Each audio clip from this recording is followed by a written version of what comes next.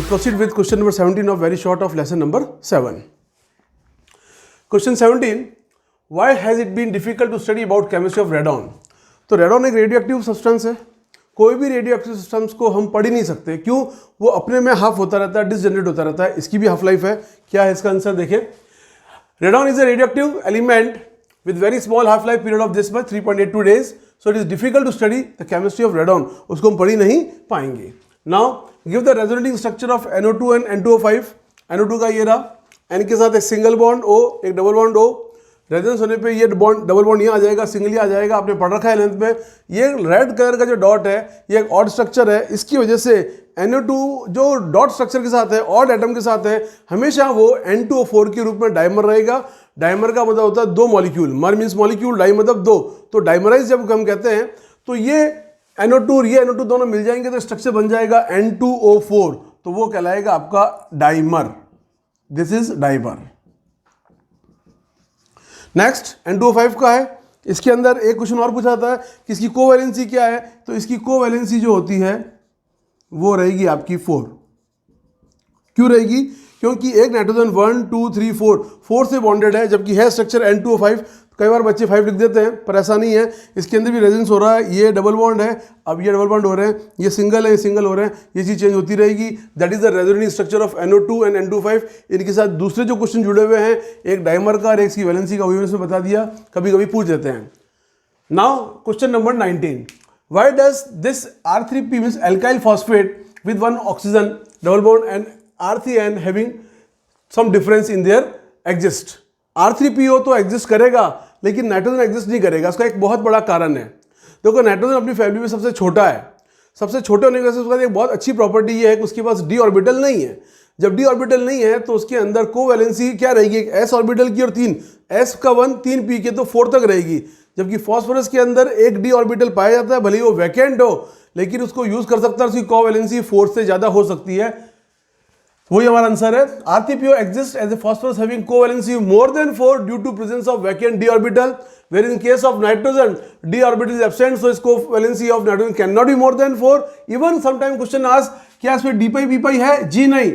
d pi p pi इसमें तो हो सकता है, पर इसके अंदर d pi p pi bond नहीं हो सकता है. जबकि हम C के अंदर नीचे जाएंगे आर्सेनिक में, तो वहां पे तो हमें d pi बॉन्ड भी मिलेंगे. लेकिन नाइट्रोजन के अंदर 4 में खास पॉइंट कहता हूं, उसकी साइज छोटी है, उसकी इलेक्ट्रॉन गेन एंथैल्पी ज़्यादा है, उसकी एडिशन एंथैल्पी बहुत ज़्यादा है, उसके अंदर d ऑर्बिटल नहीं पाया जाता है. तो बहुत सारे उसके जो करैक्टर्स हैं वो पूरी फैमिली मेंबर्स वाले होते हैं, उसको हम एनोमलस कहते हैं. तो कई बार कोई क्वेश्चन आता है और आप समझ नहीं पाते हैं, तो आप इन 4 पॉइंट पे अगर ध्यान देंगे तो आपको उसका करेक्ट आंसर या करेक्ट रीजन सामने आ जाएगा. Now explain why NH3 is basic while BiH3 is feebly basic. Feebly क्यों हम कह सकते हैं? तो बिल्कुल भी बेसिक नहीं है. देखिए, बेसिक करेक्टर और एसिडिक करेक्टर क्या है. देखो, एसिड के हमेशा कहता हूं जो H आयन दे. अगर हम नाइट्रोजन की फैमिली देखें तो 20 सबसे नीचे आता है, तो उसकी साइज बहुत बड़ी होगी, करीबन 170 पिकोमीटर उसकी साइज होगी.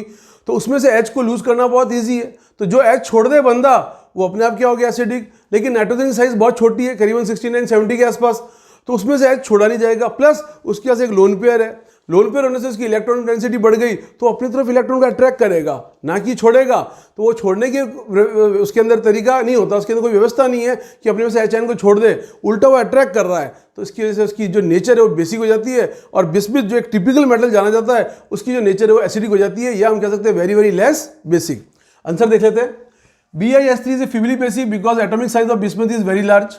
सो hydrogen easily evolve as a bond length of BiH is much larger and it is stronger reducing agent. मतलब बॉन्ड लेंथ बड़ी है, बॉन्ड डिस्ट्रीब्यूशन एनर्जी कम है, दूसरा वो स्ट्रॉन्गर रिड्यूसिंग एजेंट है. ये सब कारण है वो उसको एसिडिक शो करते हैं, नॉट बेसिक. जबकि whereas nitrogen having smaller size and due to presence of lone pair, खास बात ये है जिसपे लोन पेयर है, it act as a Lewis base, so its tendency to lose hydrogen very very low, which make nitrogen as a basic in nature.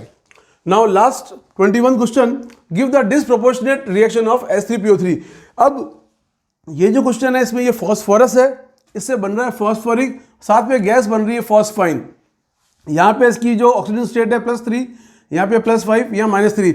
यानी कि अगर मैं ये कहूँ यहाँ से लेकर यहाँ तक ऑक्सीडेशन हो रहा है और यहाँ से लेकर यहाँ तक रिडक्शन हो रहा है, इसलिए इस रिएक्शन को कहते हैं disproportionate. Now come to the question number 22. Question number 22. Can PCl5 act as oxidizing as well as reducing agent? Normally जिनकी ऑक्सीजन स्टेट्स में चेंज होता है उसके लिए क्वेश्चन उठता है, लेकिन PCl5 में देखें तो उसकी OH बेटा पहले से हायर है +5, अब +5 से ज़्यादा जा नहीं सकती लेकिन नीचे आ सकती है, इसलिए ये ऑक्सीडाइजिंग एजेंट तो हो सकता है पर रिड्यूसिंग एजेंट नहीं हो सकता है। ये हमने लिखा है PCl5 only act as oxidising agent not at reducing agent because highest oxygen state of P is +5 in PCl5, बात इसकी हो रही है, and its own OH cannot be increased but decrease up to 3, so PCl5 act as oxidizing agent not as reducing agent.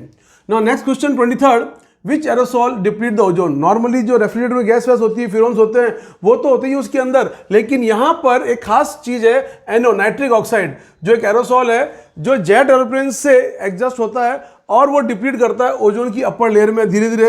ये उसकी reaction है NO + O3, it give NO2 + O2। In this way O3 is converted into O2, so it is also agent for depletion. इस पर अब धीरे धीरे रोक लग रही है। Next 24 question, it is very important question, काफ़ी समय से बहुत इंपॉर्टेंट चल रहा है क्वेश्चन। कॉन्टैक्ट प्रोसेस है सल्फ्यूरिक एसिड बनाने का। एक चीज़ मैं ऐड करना चाहूँगा, किसी भी देश की अगर आपको अर्थव्यवस्था देखनी है, अगर वो बहुत तरक्की कर रहा है, डेवलपिंग कंट्री है, तो सिर्फ ये देखा जाता है कितना कंज्यूम कर रहा है सल्फ्यूरिक एसिड को, कितना निर्यात आयात हो रहा है, कितना वो खरीद रहे हैं, कितना बेच रहे हैं, उसके हिसाब से रैंक लगती है सबसे ज़्यादा डेवलप कंट्री या डेवलपिंग कंट्री कौन सी है। जिसे हम कहते हैं king of acid sulphuric acid को। इसके बनाने का तरीका है, देखिए, it involve 3 steps: preparation of SO2, preparation of SO3 and then sulphuric acid. It is normally called contact क्योंकि इसके अंदर 2 चीज़ों को कॉन्टैक्ट किया जाता है, एसिड को और सल्फ्यूरिक डाइऑक्साइड गैस को, क्योंकि SO3 रिवर्सिबल है, कॉन्टैक्ट करके उसको ओलियम बनाया जाता है, जिसका मतलब है सल्फ्यूरिक एसिड के साथ SO3 का होना, और जब पानी के संपर्क में लेके आते हैं तो डिसोसिएट हो जाते हैं 2 मोल ऑफ सल्फ्यूरिक एसिड। तो देखिए इसमें क्या है, प्रिपरेशन ऑफ SO2 में, in this step sulphur is allowed to react with oxygen to give SO2, S + O2 SO2। Now in second step 2 moles of SO2 with 1 mole of O2 in pressure, temperature 753, pressure 1 to atmosphere, and very important catalyst V2O5 to get 2 mole of SO3। अगर SO3 नहीं बनेगी तो process नहीं होगा, इसलिए इसको कहते हैं की स्टेप ऑफ द प्रोसेस, सबसे मेन प्रोसेस है और सबसे मेन कैटलिस्ट है V2O5। अगर V2O5 नहीं लगाएंगे तो it will convert into SO2 and oxygen. Now preparation of concentrated sulfuric acid in SO3 form which prepared in above step, जो ऊपर बना SO3, it does not dissolve directly in water but it can dissolve in sulfuric acid, so it will react with sulfuric acid to get oleum. This oleum obtained in water is dissolved to get 2 moles of concentrated sulfuric acid। तो ये जो चीज़ मैंने लिखी है H2SO7, इसको अगर मैं इस तरह से लिख दूँ H2SO4.SO3, तो ये जो चीज़ है H2S2O7, तो ये जो चीज़ है यहाँ पे क्या बन रही है, sulphuric acid. Now come to the question number 25। Now question number 25, how is SO2 is air pollutant. Question ये हुआ है कि क्या SO2 एक एयर पोल्यूटेंट है। अगर वो एयर पोल्यूटेंट है तो वो कुछ ना कुछ इस तरह की चीज़ें बनाएगा जो हमारे लिए नुकसानदायक है, हमारे शरीर के लिए अच्छी नहीं है। तो जो SO2 है मेनली जाना जाता है एसिड रेन के लिए, जो छोटी 6th क्लास में हम पढ़ते हैं। क्या होता है, ये SO2 एटमॉस्फेयर में वाटर के साथ रिएक्ट करता है, जब हमारे पास लाइटिंग होती है, टेम्परेचर इंक्रीज होता है, that time it create sulphuric acid. Even sometime NO2 also create HNO3, ये दोनों मिलकर एसिड रेन करते हैं।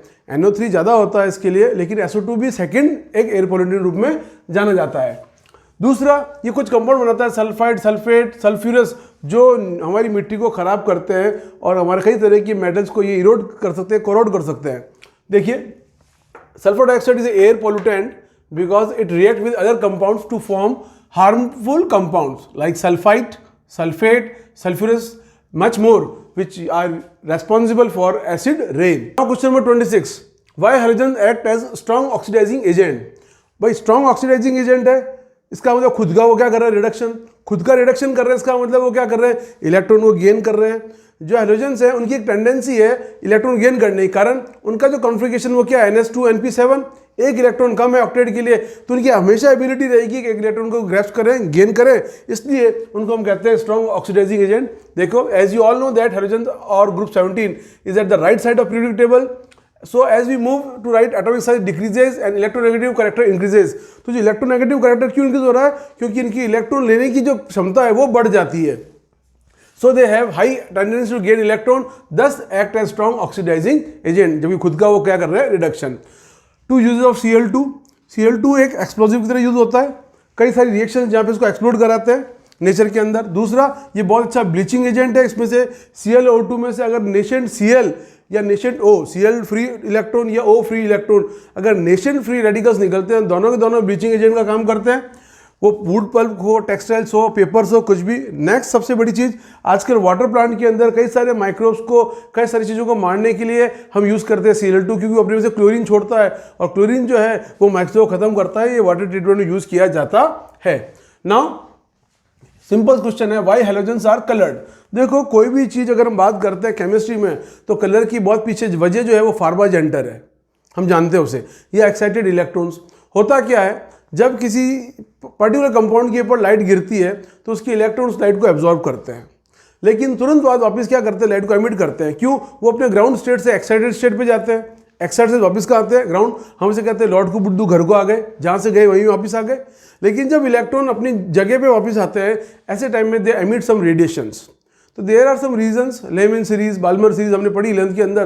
तो अगर वो विजिबल रीजन में आता है तो ना कुछ कलर दिखेगा, तो जो भी चीज़ कलर दिख रही है उसके पीछे वही रीज़न है। हमारी आंखें वही पकड़ती है जो हमारी आंखों की तरफ आता है। अगर कोई कलर वाली चीज़ आ रही है तो हमारी आंखें उसको बताएगी कि ये रेड है, येलो है, जो भी है। तो सारी हैलोजेंस कलर है क्योंकि उनमें ये गुण पाया जाता है। क्या लिखा है हमने, all the halogens are coloured due to the absorption of radiation in visible region will result in the excitation of outer electron to higher energy level. Excite हो गए, लोअर से कहाँ चले गए, हायर, इसलिए लिखा higher energy level. When these excited electron come back to the ground state, जब ये वापस आएंगे, they emit radiation in different colour like F2 yellow, Cl2 greenish, Br2 red, iodine violet. तो इस तरह से हमें पता पड़ता है सारी हैलोजेंस क्या है बेटा, कलर्ड है। Now right the reaction of F2 and Cl2। क्यों दिया? क्योंकि देखो क्लोरीन ब्रोमीन अलग तरह रिएक्ट करते हैं, आयोडीन अलग तरह से रिएक्ट करता है, फ्लोरीन अलग तरह से रिएक्ट करता है वाटर के साथ। तो यहाँ पूछा फ्लोरीन और क्लोरीन, तो फ्लोरीन जब रिएक्ट करेगा वाटर के साथ तो ये क्या करेगा, ये H+ जो कि एक्वस है, Fi- जो कि एक्वस है, इसे प्रोड्यूस करेगा। और जब Cl2 करेगा तो दो तरह के एसिड बनाएगा, ये आपका ऑक्सो एसिड है और ये सिंपल एसिड है। एक आपका हेलिक है, एक हाइपो हेलिक है। Now why do noble guys have larger atomic size. अगर हम नोबल गैस की बात करें तो पीरियड और ग्रुप में इसकी साइज बड़ी होती है। भाई ग्रुप में तो पता है जो नीचे जाने बड़े होंगे, पीरियड में क्यों? क्योंकि इसका इलेक्ट्रॉनिक कॉन्फ़िगरेशन कंप्लीट हो गया। अब ये कॉन्फ़िगरेशन जैसे ही कंप्लीट हो गया तो इसके इलेक्ट्रॉन्स पूरी तरह सजे हुए हैं, हर ऑर्बिटल में पेड इलेक्ट्रॉन्स हैं, उनमें जबरदस्त तरह का रिपल्शन होता है और उस रिपल्शन की वजह से वो इलेक्ट्रॉन न्यूक्लियस से थोड़े दूर हो जाते हैं और जो न्यूक्लियर की जो क्षमता से पकड़ के रखने की वो थोड़ी कम हो जाती है, तो उसकी साइज बढ़ती है। इसलिए लेफ्ट टू राइट ग्रुप 17 तक तो साइज घटेगी, लेकिन एक्सेप्शन है जो आपको ग्रुप 18 है, लास्ट जो नोबल गैस ग्रुप है, उस पर साइज हमेशा बड़ी ही रहेगी। और यही रीज़न है कि ये कभी भी डायटोमिक नहीं होते हैं, ये हमेशा मोनोएटॉमिक हैं। अगर हम 11th में इनकी एमओटी की थी तो इनकी एमओटी के अंदर जो इनका बॉन्ड ऑर्डर था वो हमेशा 0 आता है। नाउ क्या लिखा हमने, noble gas having larger atomic size in period because they have complete electronic configuration NS2 NP6, so their orbitals having paired electron in present, having high internal electronic repulsion, so which weaken the nuclear force. That's why atomic size in periods of halogens are increases. तो ये जो weaken हो रहा है force इसकी वजह से। Now यहाँ पे हमारे सारे वेरी शॉर्ट्स खत्म हो गए हैं। नेक्स्ट हम वीडियो अपलोड करेंगे, उसके अंदर आपका आ जाएगा short and long answers. Good bye.